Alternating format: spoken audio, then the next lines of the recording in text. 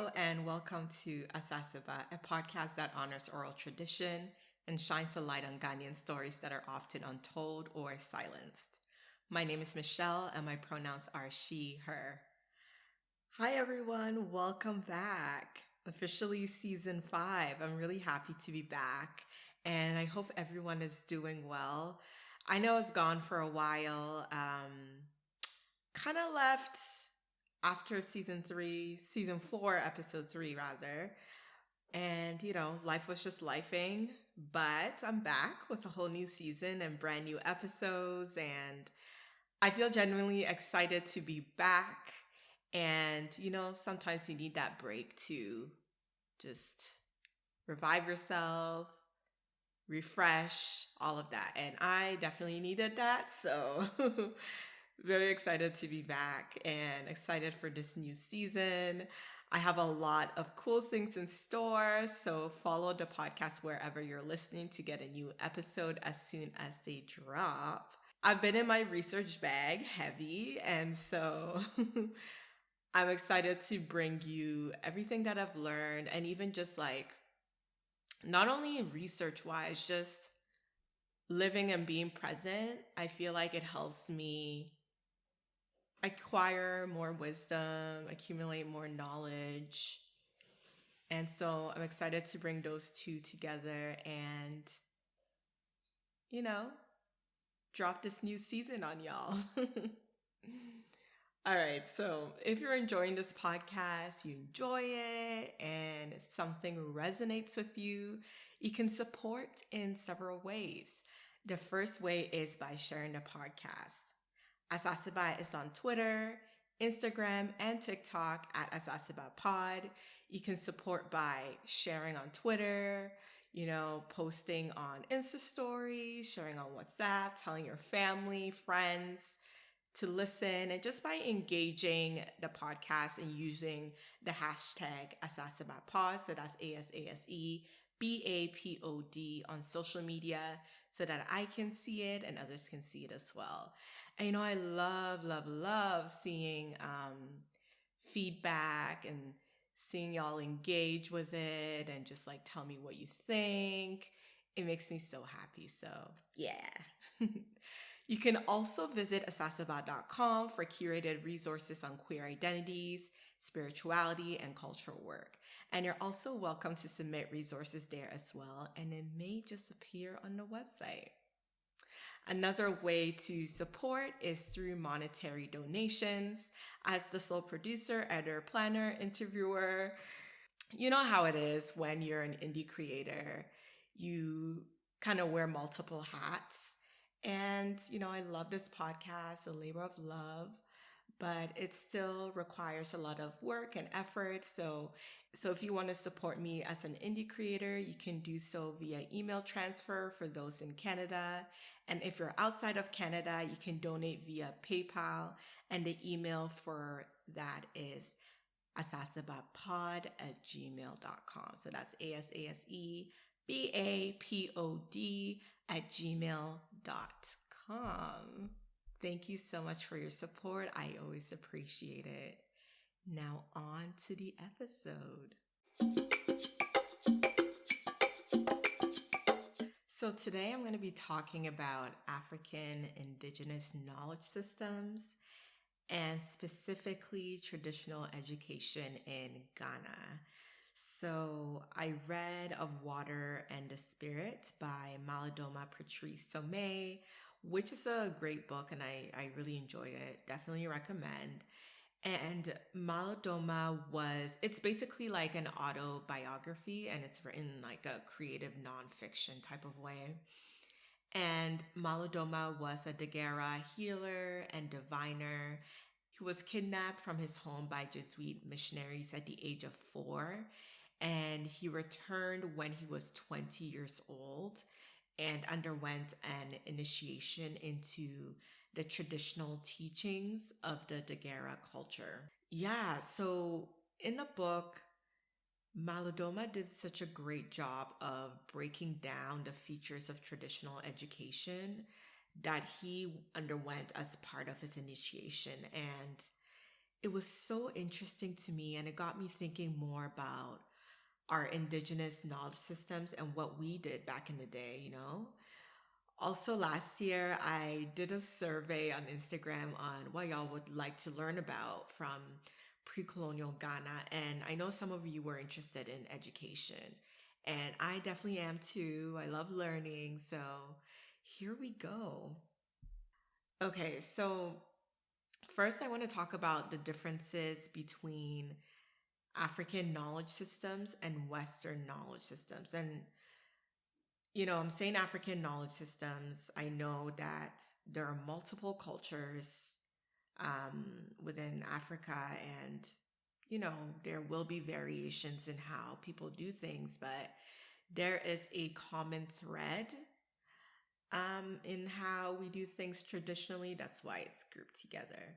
All right, so let's start with Western education. So when I say that, I am personally referring to the formal institutions many of us grew up with. So this is the formal education system from elementary to post-secondary, and also the general knowledge that is prioritized in the West and in many countries that was colonized, including Ghana. So here are some features of Western education. So separating and putting things into categories and labels. Written and recorded text is often seen as superior. Heavy on individualism. And there's also an emphasis on seeing a worldview, which is based on the body and how one looks like, and, body parts. And there's also a core focus on empirical evidence. So, like, seeing is believing, that kind of vibe. And it's also heavily formal and involves formal institutions. Yeah, and with African education, like, I am referring to our traditional knowledge systems, and how we produce knowledge and the way we learned about ourselves and the world around us traditionally. And so the features of that, so, holistic, we tend to not divide or separate aspects of our cultures and traditions. Everything is interconnected. So I feel like when everything is connected and linked, it makes it easier to see the big picture and also determine the purpose of doing certain things. Also, we're heavy on nature. We don't have that kind of mindset of having dominion over nature. We see ourselves as part of nature and one and the same. Also, we're very community minded, and traditionally everything is done in community, in the collective. And I can't mention African indigenous knowledge systems without talking about oral tradition. We're heavy on that. Also, spirituality is linked to everything, learning from elders as well. And there also can be informal ways of learning. That's very ingrained in our different cultures as well. Okay, so now I'm going to talk about pre colonial education in Ghana. But before I dive into that, just want to talk about African indigenous knowledge systems in general and what the purpose and goals were for those knowledge systems. And one of the key factors, or the key purpose rather, is to facilitate intergenerational communication, and have this sort of smooth transition and preservation of values and traditions from one generation to the next. And general knowledge was typically passed down orally, usually by like parents and other community members. The general goals, more specifically, more detail, is number one, moral, right? There's a moral aspect to it. And it involved teaching youth good character. And number two, it provided young people with knowledge of their history, culture, beliefs, so that they can participate in society. And number three, one of the main goals was to offer specialized training. And so, in general, our indigenous knowledge systems was heavily focused on the elders' relationship to the youth. And as I mentioned before, there was no separation from other parts of our lives. Like, we weren't just memorizing info and regurgitating things, it was about living this education. And this was achieved through, the folk tales, proverbs, telling our creation stories, and also some other traditional, more specialized education, which I will get into. So, in terms of the types of informal education, one of the main ones was telling folk tales and fables.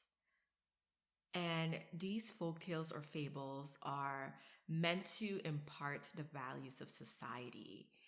And an example is the Anansi stories that's very popular in the Akan culture in Ghana, Cote d'Ivoire, across the diaspora as well. And folk tales were taught to children without necessarily telling them directly, like, this is the lesson, this is the value, etc., because it was typically done in an informal setting, mixed with singing, and it was also an exercise in imagination for children. Some of the values that were imparted through telling these stories were, group solidarity and community over individualism, brilliance over steadiness, advocating for justice while maintaining courtesy. So fables, folk tales, they were huge, and I even remember like hearing some Anansi stories when I was a child. And yeah, it's always cute, so it's a good time. I love these types of folk tales, right? So, and there are many different types across different cultures as well. All right, so another type of informal education was, telling creation stories. And so these stories are meant to communicate the group's origin and also offer explanations related to creation, as I mentioned, divine or spiritual beings, family lineage, and activities. And so it really blended history and storytelling. And an example, this is going to be a brief one. It doesn't have all the detail and it'll vary across cultures. So this is an account of our creation and origin. And so once upon a time, Adaman who's the creator, lived very close to us. There was an aberwa, or old lady, who would routinely pound fufu, and the pestle kept hitting Adaman, so they moved farther away into the sky from us human beings.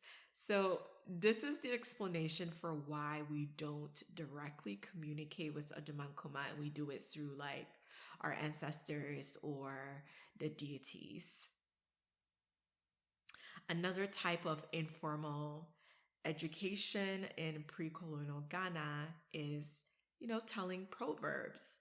And the purpose of proverbs is to communicate acceptable standards of social behavior and to teach children about it indirectly. So an example, this is an Ewe proverb. A crab never walks straight, but that does not mean they don't know where they're going. And this is meant to shed light and highlight people that take unconventional paths in life. Some people really do know what they're doing and where they're going. And so don't need to be judging like that. And I got this proverb from @EwaHistory on Instagram. another example of informal education in pre-colonial Ghana, secret societies and like initiations. I talked about Meldoma Patrice Somme's initiation into the traditional teachings and learnings of the Dagara culture in the beginning. And yeah, that's kind of what I mean when I talk about secret societies here as well. And so the purpose was to help young people deal with their transition into different stages of life. And secret societies were created to oversee the initiation of young people. They learn rituals, dances, languages, magic, creation stories. They also had endurance tests, and all this training and education was meant to introduce them to adulthood and just give them the ability to engage in certain activities that was previously not available to them pre-initiation. Okay, so now that I've talked about the informal types of education pro-colonial Ghana, so that was, fables and folk tales, creation stories, secret societies. Now, let's talk about professional training. So, there was, specialized training in pre-colonial Ghana, and I'm going to share some examples. So, one, drumming, so becoming a drummer. The purpose of the state drum, for example, is to gather people, praise chiefs, give the command for war and state battles, and to perform musical feats. And so a specific example is in Dagbon Kingdom. The chief or the village would get a teacher to visit the apprentice to teach them drumming skills, and their services were paid for. And after this lesson, the new drummer would visit different villages to perfect their craft and train with other drummers that are connected to the royals. And following that, the drummer would return to serve a particular chief or patron. Another example of specialized training in pre-colonial Ghana is the type of training goldsmiths underwent. So they typically worked with an important chief, and training would begin around age 8 to 9. And it would start with learning the names of the various tools and how to use them. It also involves shadowing your teacher for several years. And within this training, you learn to illustrate important events in history or everyday life. So these goldsmiths, these people that were training to be goldsmiths, had to have historical and cultural knowledge. And so at the end of the course, the new goldsmith would typically work with their father, or they would have like a ceremony called a passing out ceremony, which involved pouring libations and asking for blessings from the deities for a successful career. See how things are linked? You're studying to become a goldsmith, but you don't kind of forget that spiritual component of asking for the blessings and the help of the deities. Okay, so another example of professional training in pre-colonial Ghana is becoming a hunter. And so this involved special training lasting several years. And the hunter was usually a leader of a new settlement or town. And you had to learn how to use different tools and weapons. And I think as time went on and, European contact, trading with Europeans, one of the weapons that hunters learned to use was guns. So, for example, in our land or modern day Volta region, the new hunter learned how to smelt iron and prepare their own cartridges and cutlasses. Hunting also involved learning about edible fruits and plants. And if you were a good hunter, you were also essentially a good herbalist. Again, the holisticness, the interconnectedness, the linkage, So you're not just a hunter, you're not just, using weapons, learning about weapons. You're also like an herbalist, right? And so this knowledge of herbal medicine was particularly important because it was believed that every animal has a soul. So you need to learn the right herbal medicines to cleanse yourself after hunting an animal. Okay, so another example of specialized training in pre-colonial Ghana is, becoming a potter, learning pottery. And this was typically exclusively done by women. This was very common amongst the Shai people of southeastern Ghana.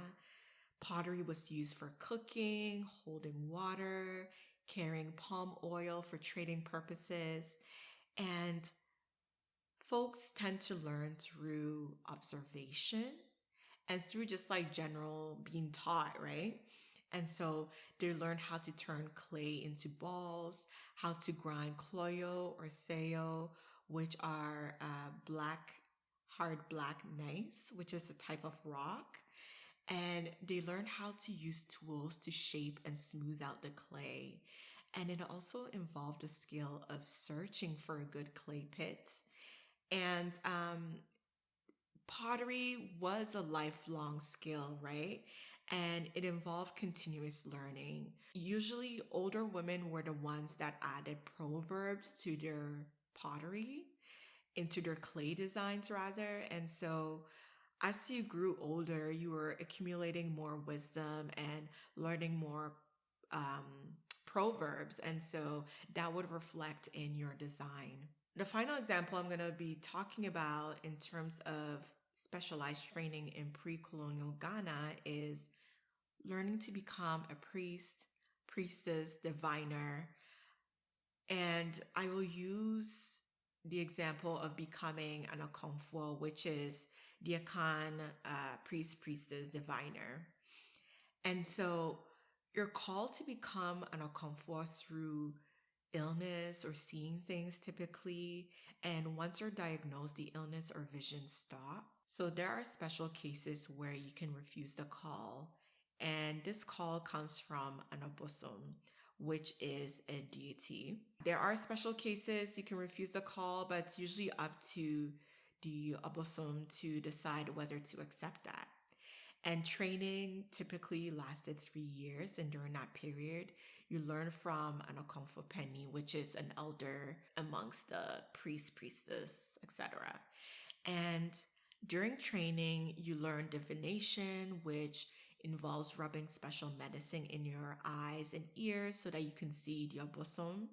You also learn songs, dance, and taboos of the obosom you serve.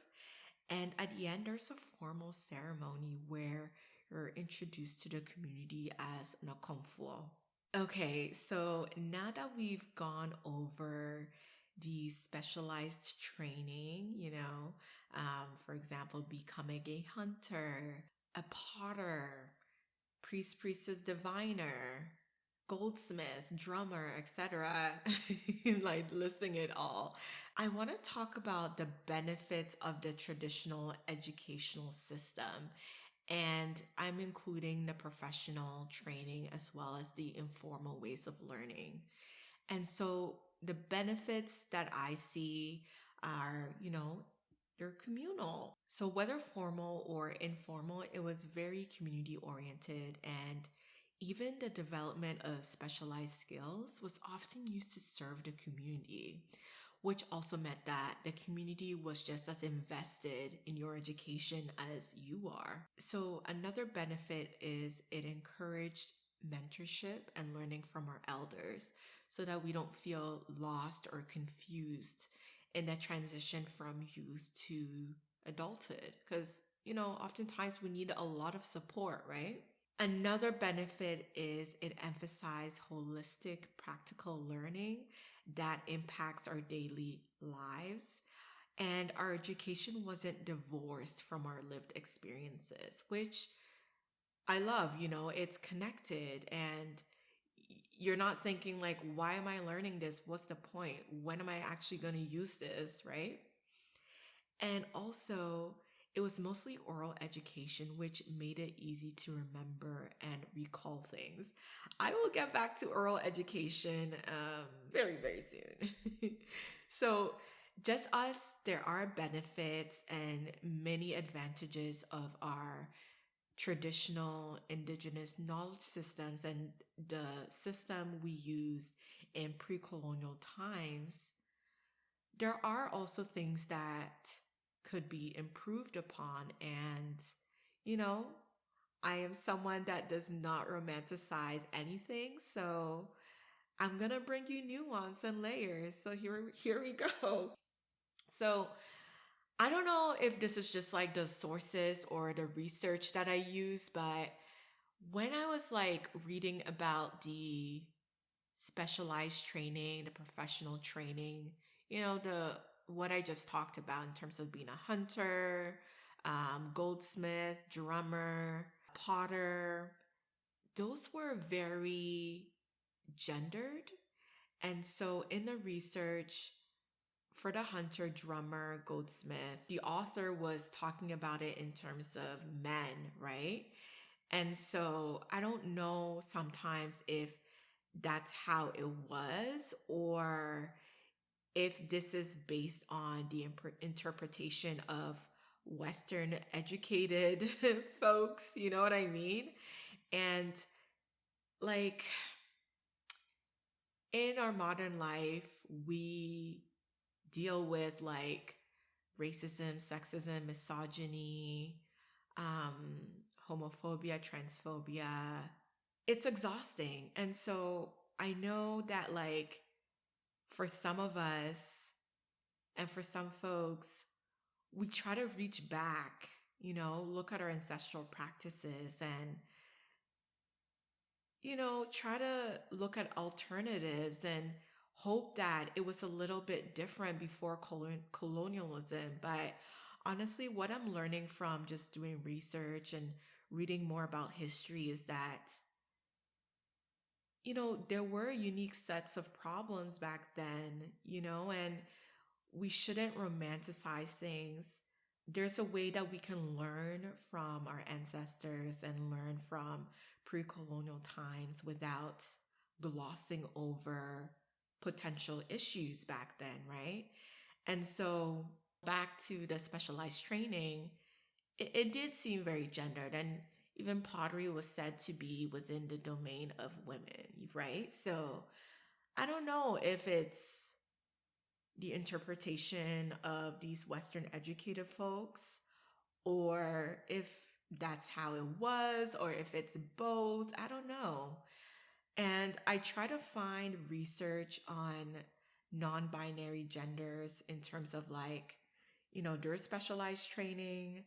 And I talked about this season 3 when I talked about non-binary concepts in our traditional religions and spirituality. The gatekeepers, the Dagara gatekeepers, they often had their own initiations, and the Dagara gatekeepers are often associated with people that are queer or LGBTQ plus.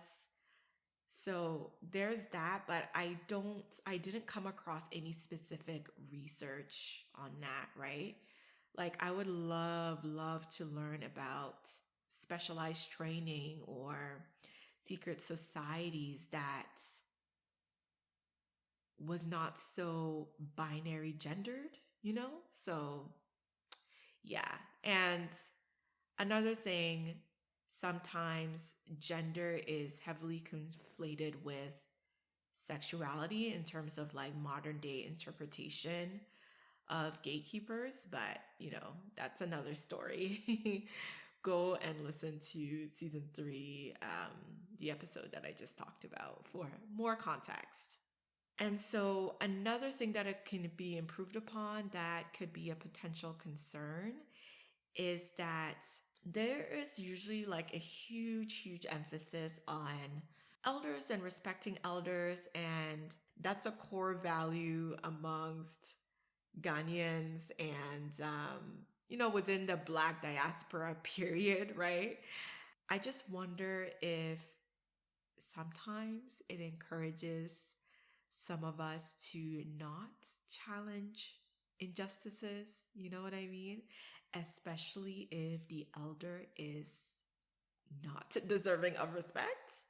Sorry to put it bluntly, but yeah.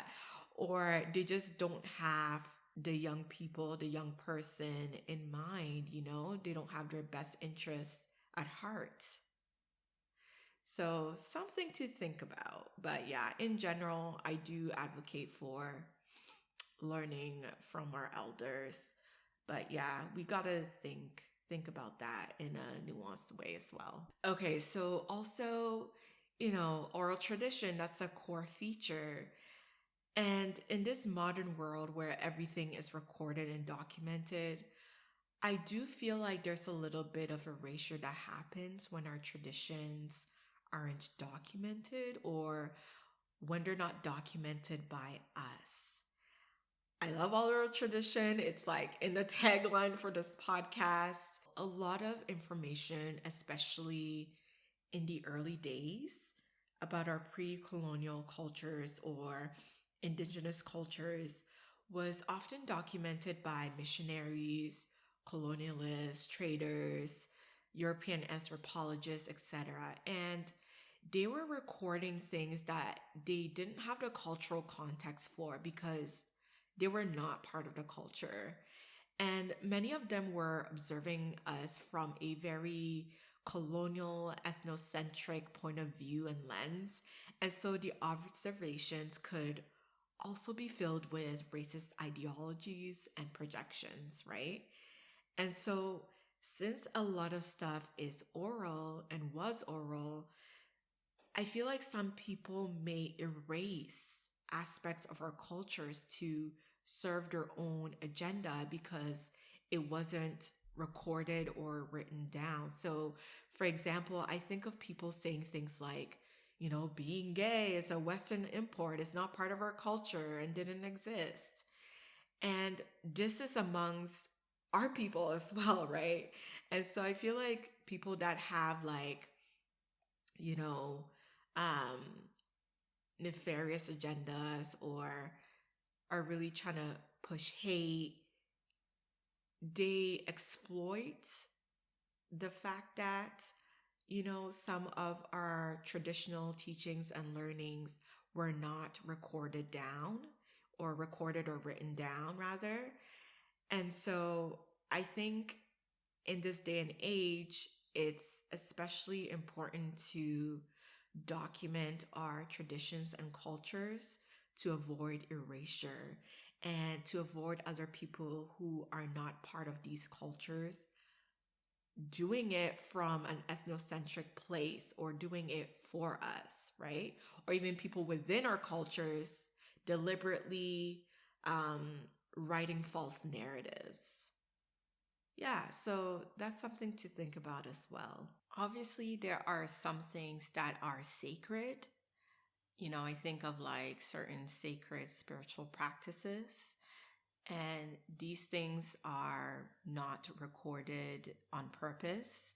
And yeah, obviously that's understandable, but I'm just talking generally about our cultures and history, that kind of thing. Okay, so I also want to talk about how the West, or just like in general, the world, really, privileges Western education over African knowledge systems. And in the context of like us and in Ghana and just like being Ghanaian and our different cultures, we've been indoctrinated with the belief that Western education is superior. Western education is typically associated with enlightenment and refinement. And people that are associated with African knowledge systems, people that live in rural towns, living in villages, are often like called crassini. And I say it like that because it's often used as an insult, and Krasini means villager in Chi. And so there's this association with being, you know, less than or uneducated or being less progressive with living in a village or rural town. Yeah, and so being educated in a Ghanaian context is often associated with being able to speak English or express yourself in English. And I know in certain schools, you were punished for speaking your language instead of English. I mean, I personally experienced that as a child when I went to school in Ghana. Like, teachers were actually like punishing children for speaking their language. And that is so messed up. Like, what does it do to our psyches to be punished for speaking our own language and being told that no, you need to speak English? Like, that is so messed up. Like, what the hell, you know?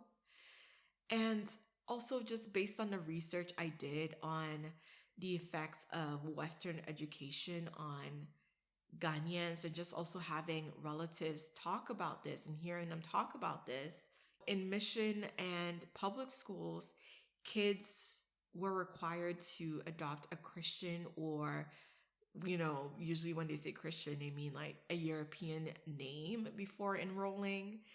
And so our cultures, art, celebrations, religions, many of those things were just considered pagan by the missionaries.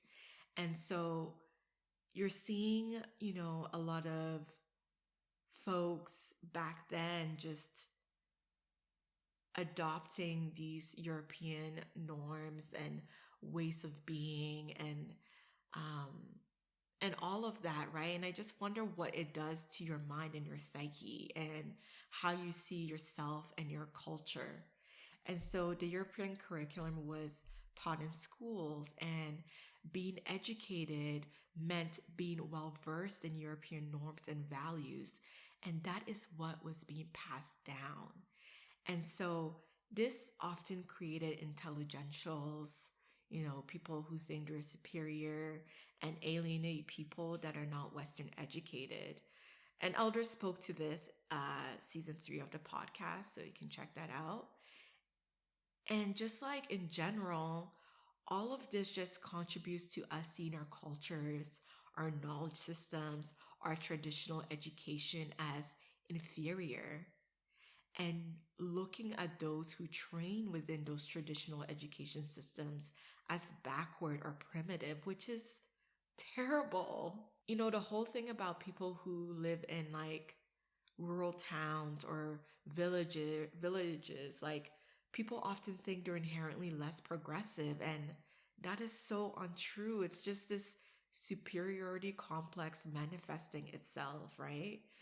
Anyway, we need to like decolonize that, right? So yeah. Anyways, yeah, I'm very passionate about that. Another thing I want to talk about is Western education. You know, I've just talked about that, but we can't deny the benefits we receive from a Western education. Like, we really can't deny that, like, especially in this day and age. And so we see that in general, the more Western education you have, the more money you make, and the more likely you are to be employed. And this is around the world. And so, for example, this is like an American survey, 2021. Black women with less than a high school diploma make $557 per week. Black women high school graduate makes $697 per week. And a Black woman with a bachelor's degree makes $767 per week. So we see that, you know, the more formal education you have, you make more money. And so I'm not trying to say don't get a Western education. it has tangible material benefits in this capitalist society, right? And so that's just what it is. So I understand us getting that education, it's just pretty much ingrained within the fabric of our society, right? And there are people that are working to decolonize Western education systems and incorporate traditional indigenous knowledge systems into the curriculum. So I'm not going to deny that. Now I want to talk about what traditional African education looks like today. And so just going through, the informal education, the specialized training, we see that there's a huge emphasis on community, mentorship, learning from elders, oral traditions, learning by doing, everyday life. And I want to stress that these informal education systems that I talked about, the informal ways, the folk tales, the fables, the creation stories, the specialized training, like becoming a potter, initiating or learning the traditional spiritual systems, they didn't go away after colonialism. They still exist today. It's just that there's just more emphasis and value placed on a Western education. And so let's talk about, examples like what incorporating traditional education looks like today and can look like today. So I came up with these examples just based on my personal observations, what I do, and just general stuff. And obviously, do what resonates with you, what comes naturally to you. So an example is recording and documenting your family's history, using your skills or talents in collaboration with your community members, talking to elders about your customs and traditions, learning about special initiations or celebratory rites in your culture, and seeing if it's the right path for you. Visiting your ancestral home or village or town and being actively involved in the community if you have access to that. Shadowing someone who's a drummer, a potter, etc. And, just keep in mind the features of our traditional education that I mentioned. And, like on a personal note, this is also something I've been yearning for, that kind of hands-on learning and experiential learning, everyday learning. And I know I have the podcast and there are a lot of things that I do that is very well versed in my culture and the traditional knowledge of that. I guess I just really crave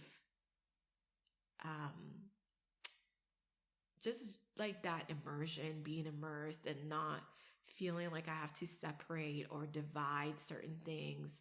Just that kind of holistic learning. And I know that's coming soon. And I just I gotta figure out what that means to me. But I know that when the time is right, it's gonna happen in the ways that make the most sense to me and helps me to fulfill my purpose. Yeah.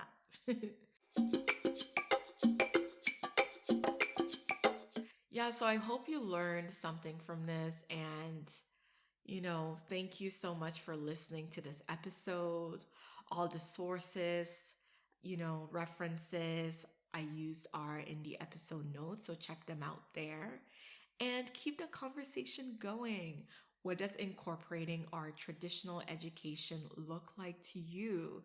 Hashtag asasebapod. Don't forget to visit the website at asaseba.com for curated resources on queer identities, spirituality, and cultural work. You can follow Asase Ba Pod on Twitter, Instagram, TikTok. A new episode drops every 2 weeks, so I will see you then. Bye-bye.